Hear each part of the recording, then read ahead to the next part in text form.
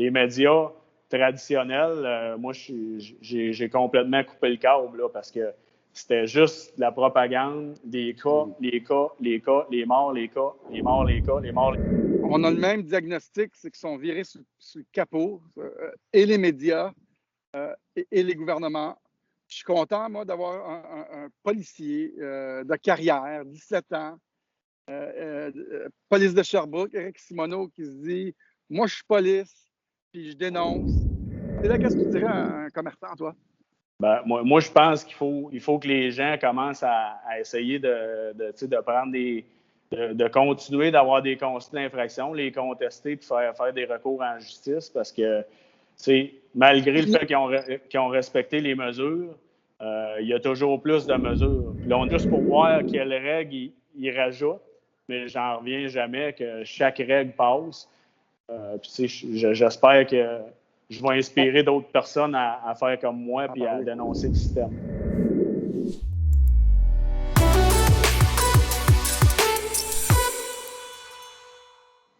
Salut, Éric Simoneau. J'espère que ça va bien. Ça va? Oui, ça va bien. Toi aussi? Oui, ça va super bien. Éric Simoneau, en direct de Playa-del-Carmen. Policier sans solde depuis 1 an. Éric Simoneau, il m'a appelé il y a à peu près, c'est ça, il y a à peu près peut-être 1 an, puis il m'a dit, on a commencé à jaser via ma chaîne YouTube, il m'a dit, moi, je suis un policier, j'aimerais ça trouver d'autres options. Puis, dis-moi, Éric, là, on a appris à se connaître là, depuis le temps, puis on va jaser pas mal de qu'est-ce que tu fais après le Carmen, puis tout ça. Mais toi, en tant que policier, ça faisait combien de temps que tu étais policier avant que tu as voulu commencer à dénoncer un peu le système, puis que tu n'étais pas heureux avec ce que la police faisait, mettons? Ça faisait combien de temps que tu étais policier? Ça faisait 17 ans que j'étais policier. Puis j'avais tout le temps été passionné par mon métier. Puis j'aimais encore ça. Puis là, quand la crise sanitaire est arrivée, là, ça s'est mis à plus fonctionner. Je me suis mis à plus aimer mon travail du tout. Les choses, entre autres, qui ont commencé à me déranger, c'est que là, à un moment donné, il fallait rentrer chez les gens. Il fallait aller voir des personnes, des citoyens honnêtes qui décidaient de recevoir des gens chez eux. Puis quand on a commencé à faire ça, ça a commencé à me déranger. Je trouvais qu'on se mettait dans des situations périlleuses. Puis c'est nous autres après qui à vivre avec les conséquences. Puis c'est ça. Fait que là, à partir de là, ça a commencé à me déranger. Je me sentais plus bien dans ce que je faisais comme travail. Qu'est-ce que tu penses qui a mal fonctionné dans tout ça ou dans la société, sans aller peut-être trop profond ou avec la police? C'est quoi qui ne marche pas d'après toi? Qu'est-ce qui se passe, selon toi, là? Bien, il y a plusieurs choses, je trouve, qui se passent dans la société. On donne notre pouvoir à tout le monde, puis il n'y a plus personne qui a de pouvoir. On n'a plus le droit de parler. Quand on a un discours qui n'est pas exactement comme les gens, ben immédiatement, on nous sort des termes, on est complotiste, on est à côté de la traque. Si on n'a pas le discours du gouvernement, on se fait traiter de non, les gens n'aiment pas notre manière de penser. Alors qu'on a des sources pour s'informer, il y a des médecins qui dénoncent des choses. Il y a plein de personnes qui dénoncent des choses, puis là, tu essaies de montrer ça aux gens, puis les gens, ils veulent pas les écouter. Mais des fois, à un moment donné, tu touches à un point, puis là, ils disent « Ah ouais, tu prends tes sources où? » Puis là, tu leur envoies les vidéos, mais ils les écoutent pas. Moi, à mon avis, dans une société, il doit toujours avoir place à un débat, puis à ce que les gens décident ensemble. Parce que si on décide tout ensemble, on arrive à des meilleures solutions.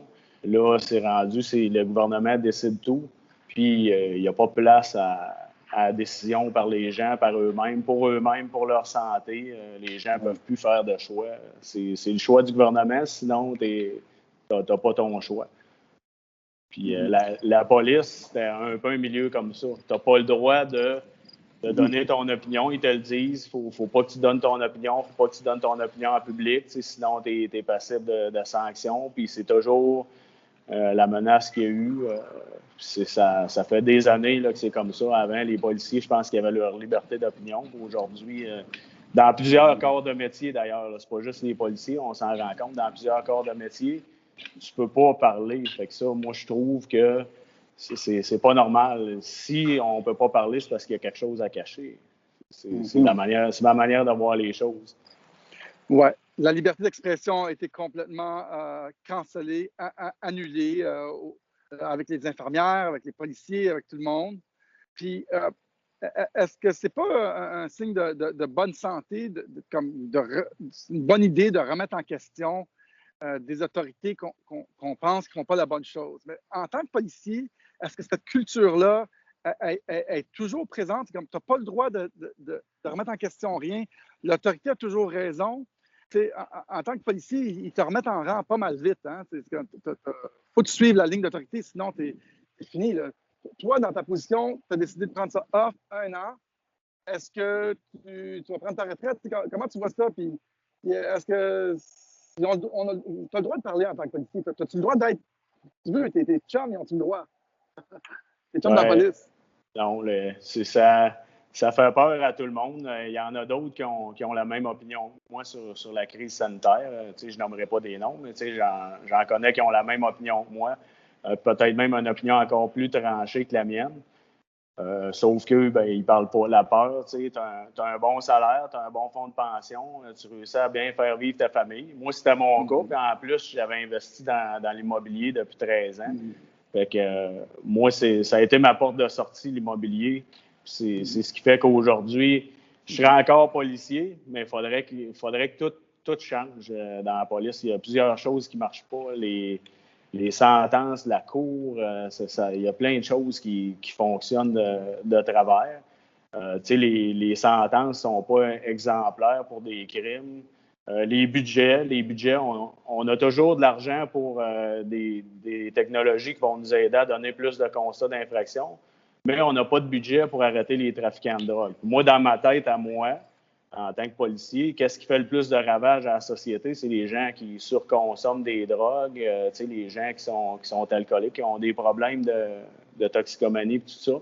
Ça amène tous les autres problèmes à la société. Puis c'est drôle, on n'a pas d'argent pour ça dans la police. Tout le temps, les budgets qui sont coupés en premier, alors que, moi, ma manière de voir les choses, un policier, tu es là pour arrêter les gens criminalisés, puis les bons citoyens qui se comportent comme il faut, faut que tu fasses la part des choses quand même. C'est sûr qu'il y a des infractions routières qui sont dangereuses. Il faut que tu fasses ton travail. Mais moi, j'ai tout le temps ciblé les personnes criminalisées. Puis la journée qu'on m'a dit, là, tu vas rentrer chez des gens qui devraient avoir la décision de leur santé. S'ils tombent malades parce qu'ils décident de recevoir des gens, moi, je trouvais que c'était leur choix.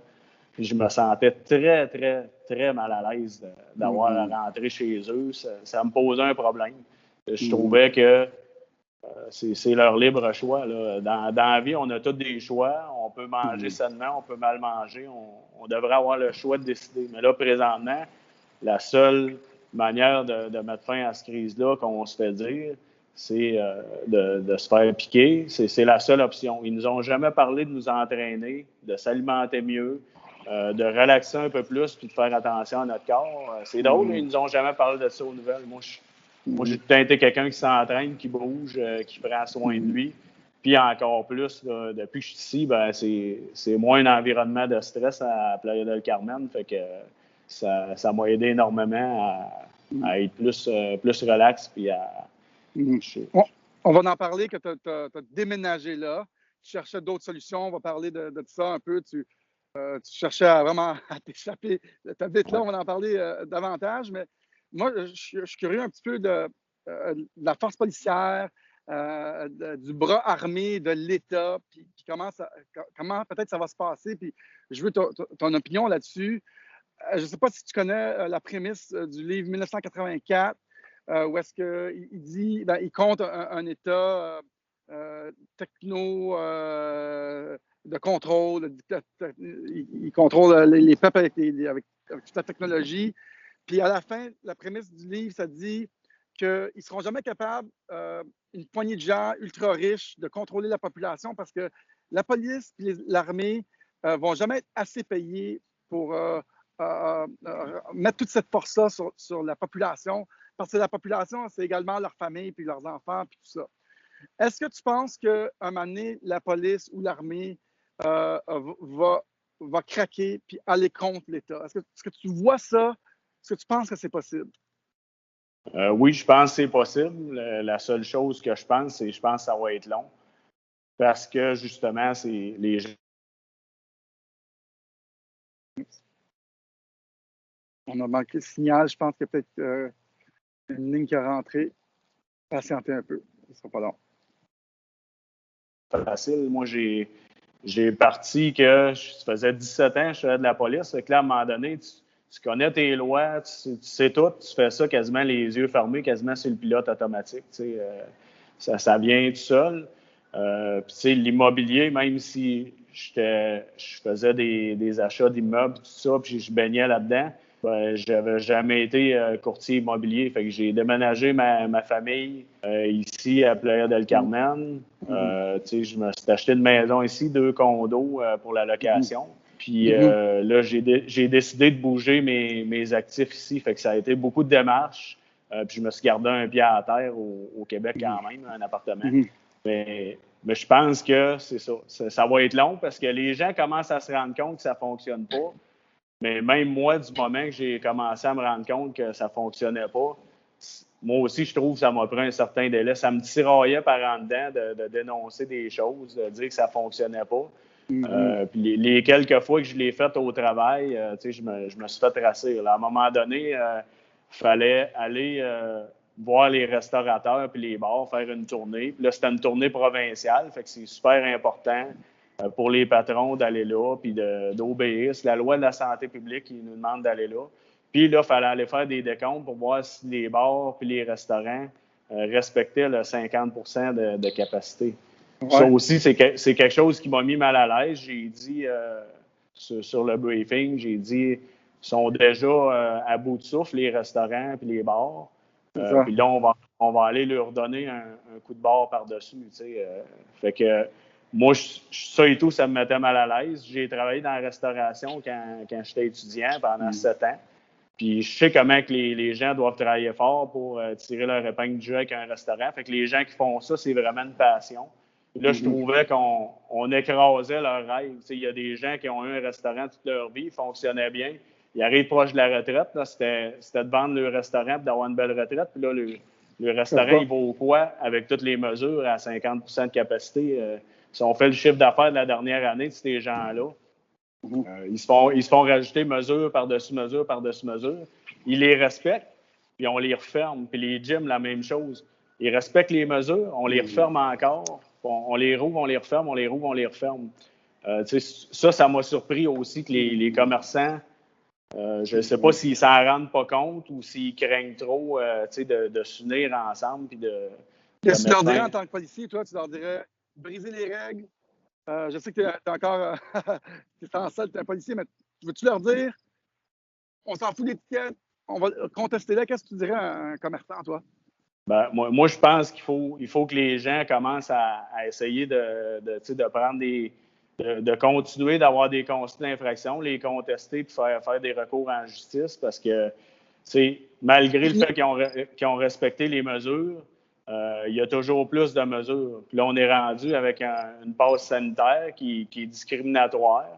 Fait que là, il y a des gens qui ne veulent pas se faire piquer, qu'eux autres, ils vont décider de ne pas aller dans ces commerces-là. Fait que c'est encore eux qui perdent pour obéir au gouvernement. Il faut inonder le système de recours légaux.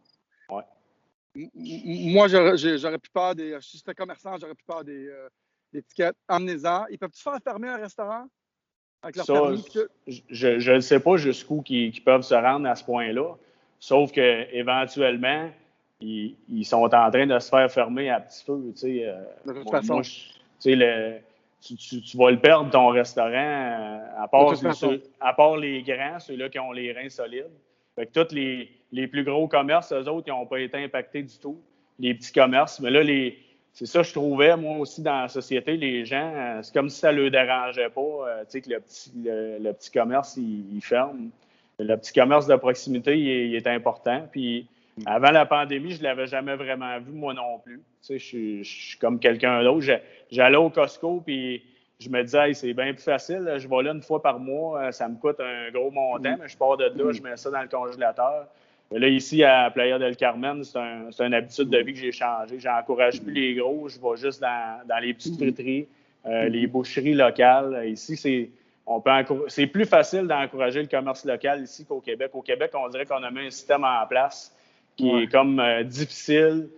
Fait que tous les gros commerces ont les subventions, puis les petits commerces, même s'ils feraient des meilleures choses, des fois, ils vendraient des meilleurs produits. Les autres, ils n'ont pas de subvention. Non.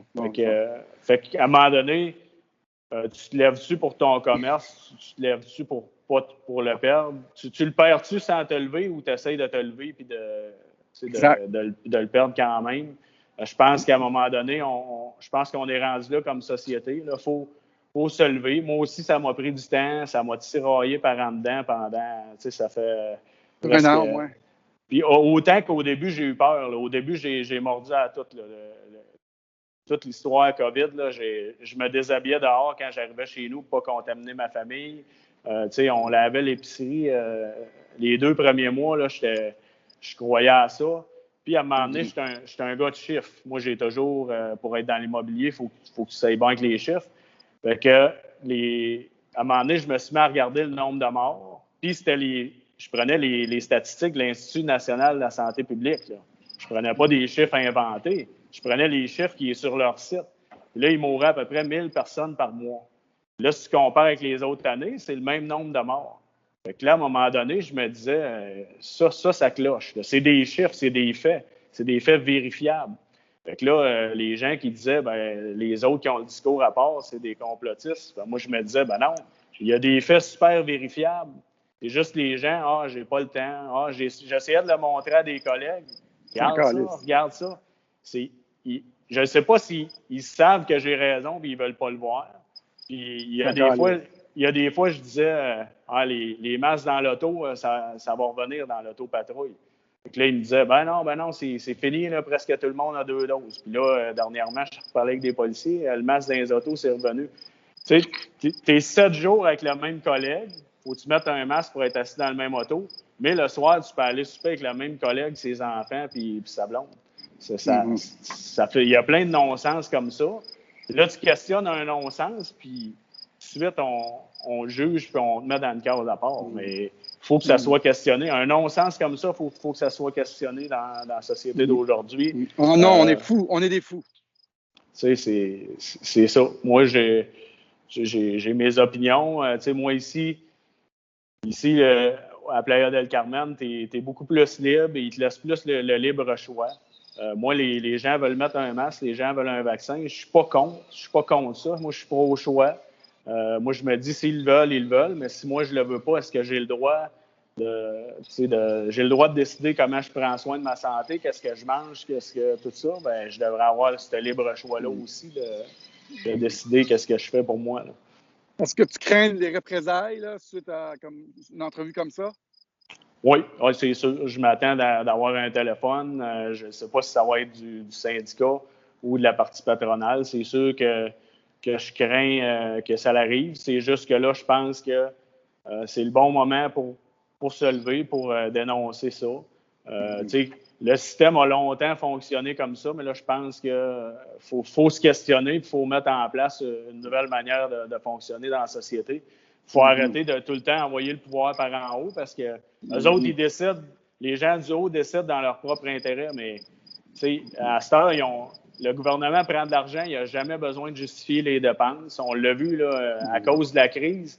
Ils prennent des budgets puis ils dépensent ça comme ils veulent. Mais au bout de la ligne, les gens peuvent même pas penser que c'est toutes nous autres à la fin qui vont payer. Il y en a que je suis 14 il m'envoie me faire tester, mais il me paye 14 jours chez nous si je suis négatif. Ouais, mais tu vas payer pour ça à la fin, tu sais, c'est pas eux autres qui vont payer, là. Tu sais que suite à notre entrevue avec Maxime Ouimet, le policier du peuple, on a fait une entrevue, on a eu 100 000 vues. Espérons qu'on va en avoir pas mal pour celle-là. Ils ont brûlé son commerce. Il a été accusé d'agression sur 2 journalistes. Les médias se sont pris à cœur joie parce que... Est-ce que tu es au courant de tout ce qui s'est passé avec lui? Oui, je suis au courant. je le suivais quand même, moi, Maxime, parce que je l'ai trouvé courageux de dénoncer dès le début. Puis, je te dirais même que moi, j'étais gêné de rien dire, là, parce que peut-être 2 semaines avant qu'il sorte, j'avais eu un peu le même discours avec ma conjointe. C'est quand il avait dit qu'il nous donnerait des mandats pour rentrer chez les gens, pour aller voir s'ils respectaient les règles sanitaires. Je trouvais que ça dépassait l'entendement parce qu'en tant que policier, on sait comment c'est difficile aller chercher un mandat pour aller arrêter un agresseur sexuel, pour aller arrêter un trafiquant de drogue, un voleur. On a beaucoup de difficultés, ça prend plein de papiers. Puis là, on pouvait faire un petit appel vite fait sur le terrain pour avoir un mandat pour aller rentrer chez des gens que finalement, ils n'ont plus le contrôle de leur domicile. Ils ne décident plus qui est le bienvenu chez eux et qui n'est pas le bienvenu, alors que c'est leur endroit de vie, c'est leur nid chez eux. Moi, ça me dépassait. Là. À partir de là, j'ai commencé à me poser des questions. J'ai commencé à regarder les médias alternatifs. Puis, tu sais, les médias alternatifs, la plupart sont neutres. Ils vont parler de tout ce qui est vrai, ce qui est pas vrai, ce qui est bon et ce qui est moins bon. Tandis que les médias traditionnels, moi, j'ai complètement coupé le câble là, parce que c'était juste de la propagande, des cas, les morts, les morts, les variants. À la journée longue, ça devient dur sur le mental d'écouter ça, puis j'étais plus capable. Fait que j'ai plus de câble depuis ce temps-là. Puis les médias traditionnels, je les écoute juste pour voir quelles règles ils rajoutent, mais j'en reviens jamais que chaque règle passe. Puis j'espère que je vais inspirer d'autres personnes à faire comme moi puis à dénoncer le système. On a le même diagnostic, c'est qu'ils sont virés sur le capot, et les médias et les gouvernements. Je suis content, moi, d'avoir un policier de carrière, 17 ans, police de Sherbrooke, Éric Simoneau, qui se dit « Moi, je suis police, puis je dénonce. Ça va peut-être en réveiller quelques-uns. » On a des infirmières qui ont parlé ou qui parlent maintenant. Ils menacent leur job. Toi, est-ce que les policiers, la force policière, ils ont forcé à se vacciner ou c'est juste mal vu s'ils ne se vaccinent pas? Je pense que c'était mal vu. Moi, ils m'ont envoyé quelques messages pour savoir si je voulais une place pour un rendez-vous. Puis moi, j'ai répondu fermement que j'irais pas puis qu'ils ne me prennent pas de rendez-vous, que je ne le voulais pas. Suite à ce message-là, ils m'ont pas réachalé, mais j'étais en maladie, fait que je ne représentais pas nécessairement un cas problème. Là, j'étais en maladie, puis là, j'étais en sans-sol, fait que ils m'ont pas jamais renvoyé de message. Par contre, j'ai su dernièrement qu'ils commencent à augmenter un peu la pression parce que la majorité sont allés. La majorité sont allés là, selon mes sources. Écoute, je ne suis pas là, puis c'est pas moi qui fais le décompte, mais selon mes sources, là, la majorité ont pris leurs 2 doses de vaccin. Est-ce que tu penses que si tout le monde avait la même capacité que toi de vivre plus indépendamment à cause de ton immobilier et tout ça, est-ce que tu penses que la plupart décideraient de quitter s'ils étaient capables? Puis est-ce que, moi, j'arrive à la conclusion que l'argent contrôle beaucoup trop nos vies, puis on va jusqu'à accepter un non-sens complet. Est-ce que tu es d'accord avec ça? Oui, je suis 100% d'accord. Je suis convaincu que si demain matin, les policiers gagneraient 30 000 40 000 la chaîne aurait débarqué, ça ferait longtemps. C'est que le salaire, le confort, le standing dans la société, on est quand même bien payé. Fait que moi, je pense que ça. Puis de parler, c'est comme si tu allais à l'envers de ton travail. Sauf que si ça ne fonctionne pas, il faut quand même que tu le dénonces. Moi, je pense c'est ma manière de voir les choses. Moi, si je ne sais même pas si je serais là aujourd'hui, si je ne m'étais pas créé d'indépendance financière avec l'immobilier. Par contre, j'ai toujours su que les fonds de pension, c'était volatile. Mon père, il travaillait dans les mines. Puis, vers la fin de sa carrière, ils ont comme coupé le fonds de pension. C'est arrivé à beaucoup de personnes qui travaillaient dans les villes aussi.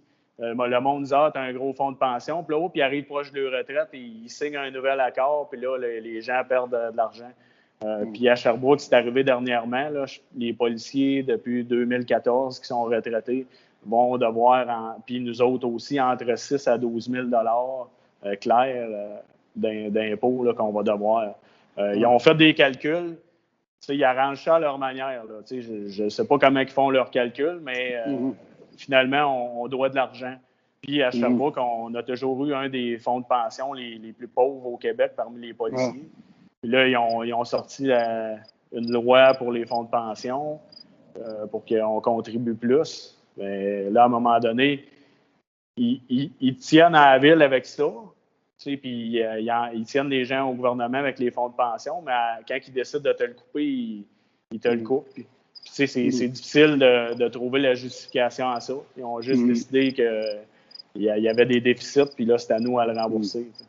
Tu sens-tu un vent de changement? Tu sens-tu que la force policière ou militaire ou ceux qui sont l'ordre là, pour la société puis pour le gouvernement puis tout ça, est-ce que tu sens qu'il y a un petit peu plus de changement qu'avant ou c'est le même genre sont encore endormis puis tu vois-tu que ça bouge?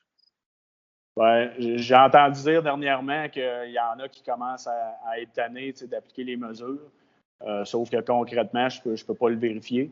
Mais moi, je pense que ça n'a pas le choix de changer la manière de faire de la police. C'est un métier qui est très fermé, puis il n'y a pas beaucoup d'adaptation. C'est comme ça, puis c'est comme ça. Je vais donner un exemple, le cours de radar. À chaque 5 ans, il faut être requalifié au radar. Moi, j'étais un policier, je n'en faisais jamais. Je faisais jamais de radar. Mes constats d'infraction, je les donnais quand même, mais je ne faisais pas de radar. Jamais, jamais. J'en ai fait quelques fois là, au début de ma carrière, mais à la fin, j'en faisais pas. Mais à chaque 5 ans, il fallait que je sois reformé, requalifié au radar. Là, je disais, pourquoi je n'en fais pas? C'est comme ça. Fait que pendant quelques jours, il me reforme au radar. Il faut que je refasse une requalification, mais je n'en fais pas. C'est les budgets à la ville. Combien de fois j'ai entendu, on a un budget à la ville, il faut le dépenser, sinon on va le perdre. C'est comme s'il faudrait tout dépenser notre argent qu'on a gagné, sinon on va la perdre. C'est un non-sens. Pourquoi qu'on ne fait pas une réserve pour l'année prochaine si on a un beau projet à la place? Non, il ne faut pas réfléchir avec ça. Il faut pas. Fait que, c'est comme ça. On a un budget, il faut absolument tout le dépenser. Sinon, l'année prochaine, il n'aura pas. Fait que, c'est toujours comme ça. Il y a plein de non-sens. Quand la ville paye une facture, ça, c'est des choses que je me suis rendu compte. Le prix pour changer une vitre, qui peut être incroyablement boosté. Moi, en tant que propriétaire d'immeuble, si quelqu'un m'aurait fait ce prix-là, j'aurais jamais pris ça. J'aurais fait faire des soumissions, mais c'est la ville qui paye. On dirait que le monde se graisse la patte. Puis à la fin, on paye tout pour ça. Tout en société, on paye pour ça. Mais ça fait longtemps que ça fonctionne comme ça. Puis c'est toutes des choses que, on dirait, les gens se frustrent sur le coup quand ça sort. Puis le lendemain, ils ont oublié ça. Mais là, tu passes une fois. Fait que suite à ça, le gouvernement, il rabuse encore. Il sait que les gens laissent passer les choses. Fait qu'il rabuse encore du système. Toi, ton parcours, ce que j'aime de toi, c'est que tu as toujours cherché d'autres solutions. Tu savais que ça ne fonctionnait plus à aller chicaner quelqu'un qui voulait aller s'occuper de sa grand-mère parce qu'elle était mourante. Tu savais que ça ne marchait pas. Tu savais que c'était comment disjoncté puis stupide. Tu as commencé à chercher de nouvelles solutions. Puis, tu suivais mes vidéos YouTube. Tu t'es dit, je cherche un peu plus. Tu as suivi mon cours, Citoyen du Nouveau Monde. Puis tu t'es dit, je vais aller à Playa-del-Carmen. On s'est rencontrés là-bas à Playa-del-Carmen. Puis aujourd'hui, tu es complètement déménagé. Tu as encore quelques, je pense, des blocs ici à Sherbrooke. Oui. Puis là, tu es là-bas. Tu as une maison, 2 condos. Tu vends des terrains. Tu t'es recyclé en courtier immobilier. Est-ce qu'avec ta femme, Annick, puis ta fille, est-ce que tu es heureux? Est-ce que tu gères tout le monde? Est-ce que tu penses qu'il y a des policiers qui vont suivre dans tes traces? Oui, 100% que je conseille à tout le monde qui ont d'autres passions d'essayer peut-être leur autre passion. Quand ça devient ta passion, ça ne devient pas un travail. Moi ici, je me vois même pas comme un courtier immobilier. Moi, je me vois comme quelqu'un qui aide les gens à investir. Parce que moi, je l'ai fait. J'ai vu qu'est-ce qui marchait moins. J'ai vu les meilleures opportunités. Puis quand je suis venu, au début, je cherchais d'autres manières d'investir au Québec parce que je m'étais dit à 100 portes, je pourrais laisser la police. Là, j'ai magasiné beaucoup au Québec pour essayer de monter mon nombre de portes. J'en avais 55. Je me suis dit, hey, à 100, je débarque. À 100, je m'en vais. Ça ne marche plus, ce métier-là. Je vais juste m'occuper de mes affaires. Puis je vais être bon pour vivre de ça. Là, les immeubles avaient tellement monté que c'était difficile d'acheter quelque chose qui était rentable rapidement. Fait que là, je me suis tourné vers Playa del Carmen. J'ai vu quelques fois qu'on a fait les cours ensemble, que tu étais là-bas, que la mentalité des gens n'était pas du tout pareille. Les gens sont plus heureux, sont plus libres. Tu as beaucoup moins de règles ici. Il y a plein de choses que tu peux faire qu'au Québec, tu fais ça, t'es un fou. Mais ici, c'est les gens fêtent encore, les gens se rassemblent. Ici, hier, c'était la fête de l'indépendance. Les gens se rassemblent, les gens mangent des mêmes plats, sont 40, puis pourtant, il n'y a pas plus de malades puis de morts de la COVID qu'ailleurs. Non, c'est tout des menteries quand ils disent 1 million de morts, c'est même pas vrai, c'est n'importe quoi. Moi, j'ai remarqué la grosse différence. Là-bas, les gens travaillent pour vivre, s'amuser, fêter, rire. Ici, au Québec, les gens travaillent pour un gain insatiable, d'avoir des choses. Puis,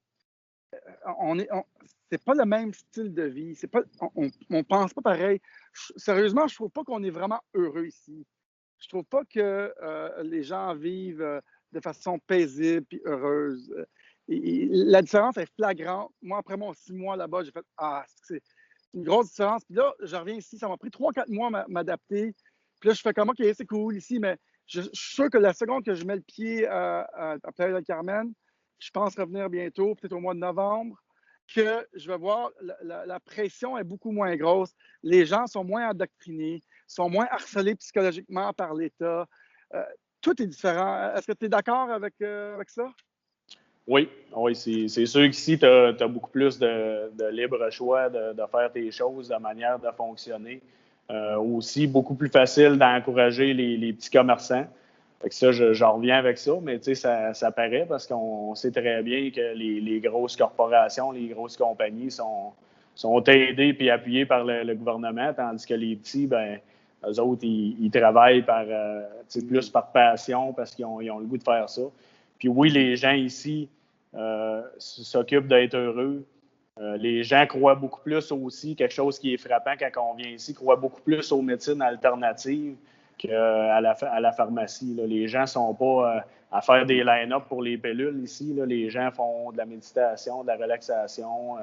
Ils font des retraites dans des cénotés, des choses qui font super du bien à l'organisme, qui c'est naturel, puis tu n'as pas besoin de...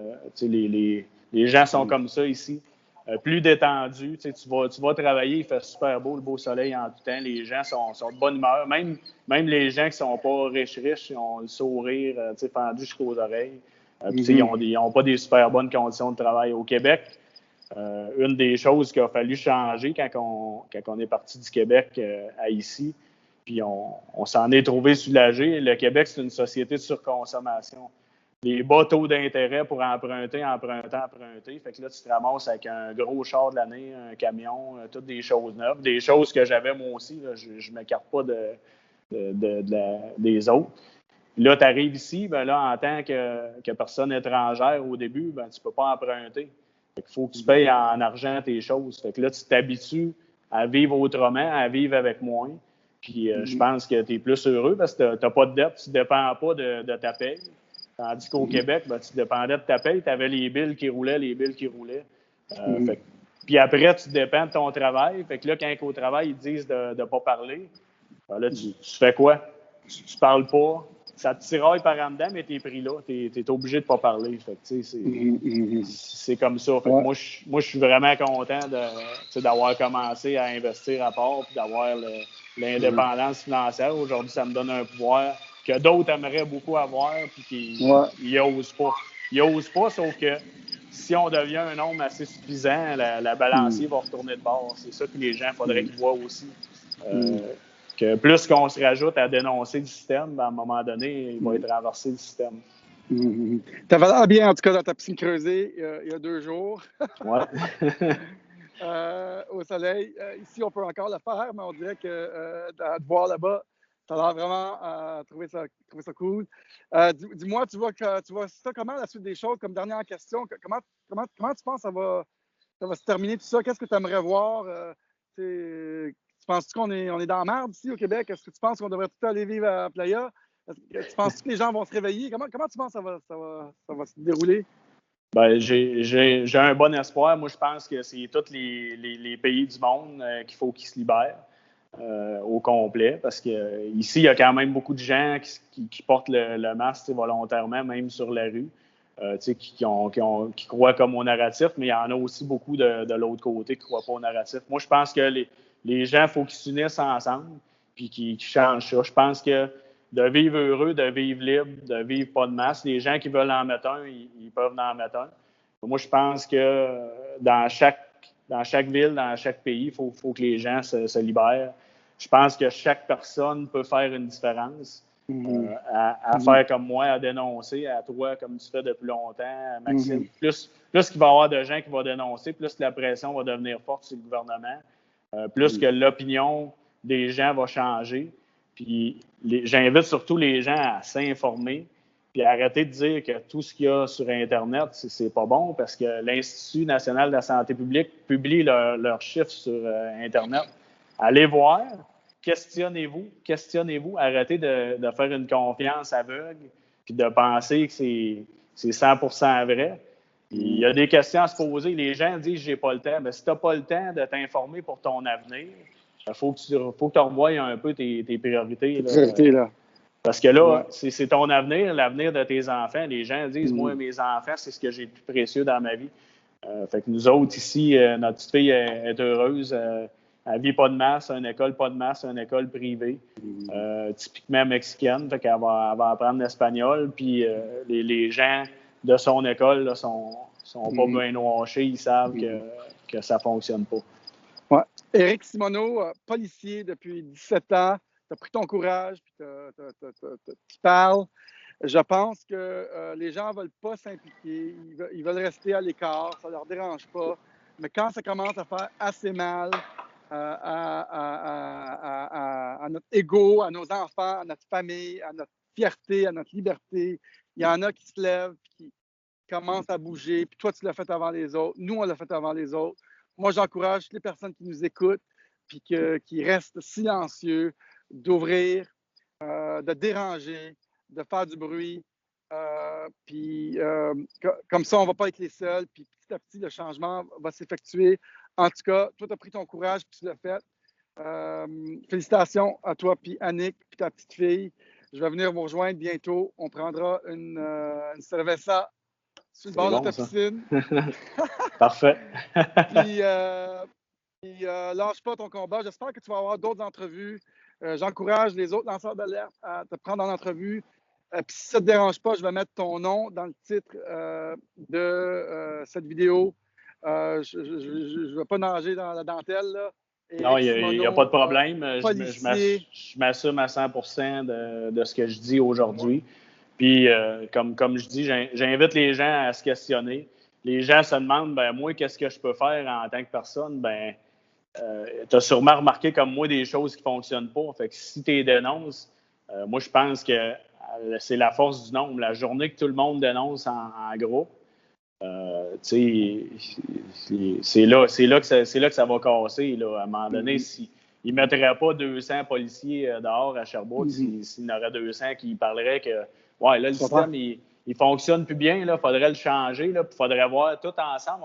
On est des policiers, c'est nous autres qui voient qu'est-ce qui ne marche pas dans le système, mais c'est les dirigeants en haut qui décident qu'est-ce qui ne fonctionne pas. Alors que c'est nous autres qui voient, avec nos interventions sur le terrain, c'est nous autres qui voient qu'est-ce qui ne fonctionne pas, qu'est-ce qui est pas bon, qu'est-ce qui fait que la population a une haine envers la police comme ça. C'est nous autres qui le voient, c'est nous autres qui le vivent sur le terrain.